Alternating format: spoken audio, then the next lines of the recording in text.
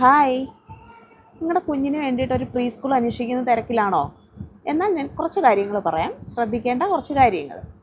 ഇതെല്ലാം നമ്മുടെ ഇപ്പോൾ ABC 1 2 3 പഠിത്തത്തിനെ ബേസ് ചെയ്തല്ല, അതിന് മേലെയുള്ള കാര്യങ്ങളെക്കുറിച്ചാണ് ഇനി ഞാൻ പറയാൻ പോകുന്നത്.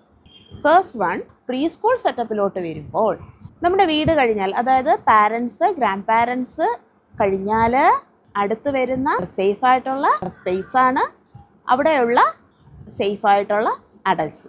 നെക്സ്റ്റ്, ട്രസ്റ്റ് ഡെവലപ്പ് ചെയ്യാനുള്ള സ്ഥലം. കാരണം കുഞ്ഞു മക്കൾക്ക് അവർ അപ്പൂപ്പൻ അമ്മൂമ്മ അച്ഛൻ അമ്മ അവരല്ലാണ്ട് തന്നെ നമുക്ക് വേറെയും കുറച്ച് ആൾക്കാർ, വിശ്വാസമുള്ള കുറച്ച് ആൾക്കാർ വീണ്ടും ഉണ്ട്. അവരെ പോലെ തന്നെ നമ്മുടെ സ്നേഹിക്കുകയും ലാളിക്കുകയും ഒക്കെ ചെയ്യുന്ന വേറെയും കുറച്ച് ആൾക്കാരുണ്ട് എന്ന് കുഞ്ഞിന് മനസ്സിലാക്കി കൊടുക്കാനുള്ള ഒരു സ്ഥലം.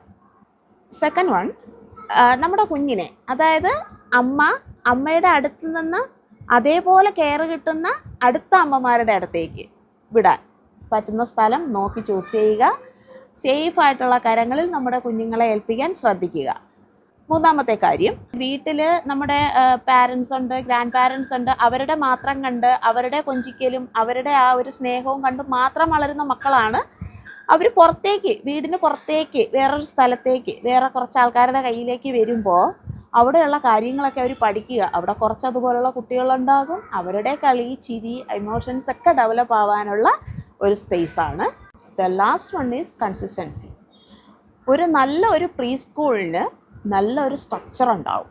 നമ്മുടെ വീട്ടിൽ നമ്മുടെ കുഞ്ഞുങ്ങൾ അവർക്ക് ഇഷ്ടമുള്ള കാര്യങ്ങൾ, അവർക്ക് ഇഷ്ടമുള്ളപ്പോൾ ഭക്ഷണം കഴിക്കുന്നു, ഇഷ്ടമുള്ളപ്പോൾ അവർ കളിക്കുന്നു, ഇഷ്ടമുള്ള കാര്യങ്ങൾ ചെയ്യുന്നു, ഇഷ്ടമുള്ള ചോയ്സ് എടുക്കുന്നു, അവരുടെ ഇഷ്ടമാണ്.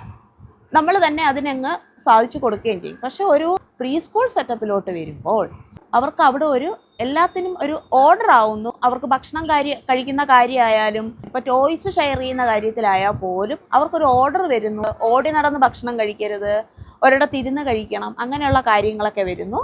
പിന്നെ അതുപോലെ തന്നെ നമ്മുടെ ടോയ്സ് ഒക്കെ ഷെയർ ചെയ്യാം. വീട്ടിൽ അവർക്കുള്ള ടോയ്സാണ്, അവർക്ക് എപ്പോൾ വേണോ എടുക്കാം, എങ്ങോട്ട് വേണോ വയ്ക്കാം, അങ്ങനെയൊക്കെ. സ്കൂളിലോട്ട് വരുമ്പോൾ ടോയ്സ് അവർ ഷെയർ ചെയ്യുന്നു.